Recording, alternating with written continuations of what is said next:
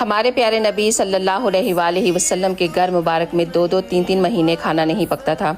حضرت عائشہ فرماتی ہیں کہ رسول اللہ صلی اللہ علیہ وآلہ وسلم ایک دفعہ میرے پاس تشریف لائے اور پوچھتے ہیں کہ عائشہ کچھ کھانے کو ہے؟ تو میں کہتی ہوں کہ نہیں یا رسول اللہ۔ تو پھر آپ نے فرمایا کہ آج میرا روزہ ہے۔ حضرت انس بن رضی اللہ تعالیٰ عنہ نے فرمایا ایک مرتبہ حضرت فاطمہ الزہرا نبی کریم صلی اللہ علیہ وآلہ وسلم کی خدمت میں روٹی کا ایک ٹکڑا لے کر آئیں۔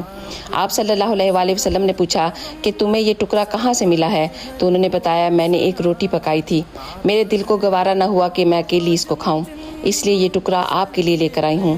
تو نبی کریم صلی اللہ علیہ وآلہ وسلم نے فرمایا کہ یقین کرو بیٹی، تمہارے باپ کے منہ میں 3 دن سے کوئی لقمہ تک نہیں گیا، یہ پہلی روٹی کا لقمہ ہے جو 3 دن کے بعد میں کھا رہا ہوں۔ اللہ اکبر۔